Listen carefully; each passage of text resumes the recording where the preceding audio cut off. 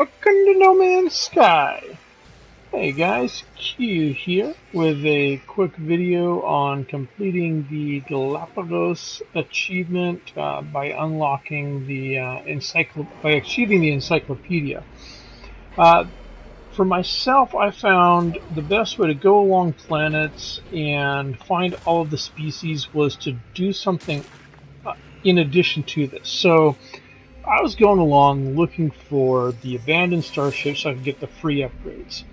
And I found that a lot of times I'd find creatures near the monoliths and the ruins, but I didn't specifically look for those. If I was flying along and I happened to see one, I'd stop at one, like I did right here, and learn some of the language, get a little bit of help on that, and then I would scan the area. You always want to scan the area as soon as you get out and as soon as you get back into your ship. Now in this case there happened to be, you want to see like that red dot right there, that's what you're looking for. The green dots, those are the stuff that you've already found.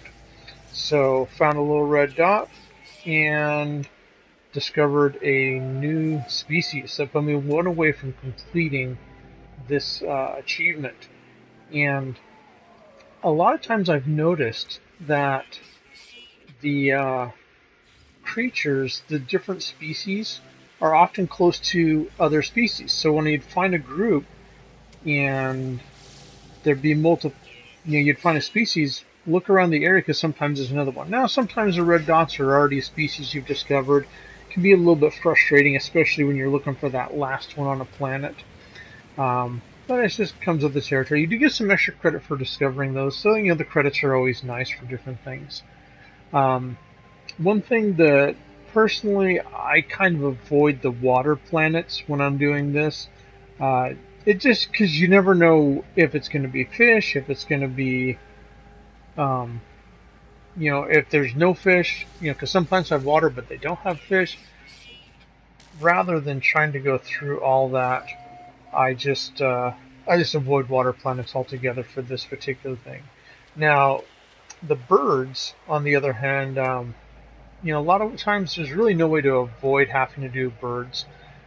So for myself, I like to hit your melee and then hit your jetpack.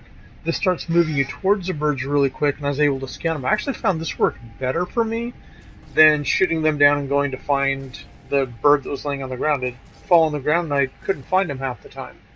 Alright, so the next thing, I didn't actually find any new creatures in caves, but I found that if I'd go into a cave and then follow those white dots out of the cave, a lot of times those would end up being species that I hadn't discovered, or they would be close to a species that I hadn't discovered. And then I'd walk back to my ship and find more species that way.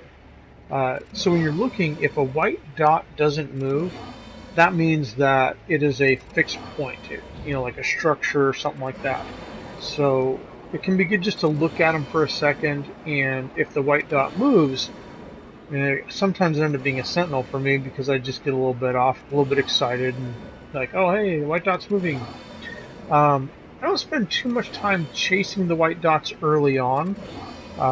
If I'm looking for that one last species on a planet, then I'll go ahead and do it.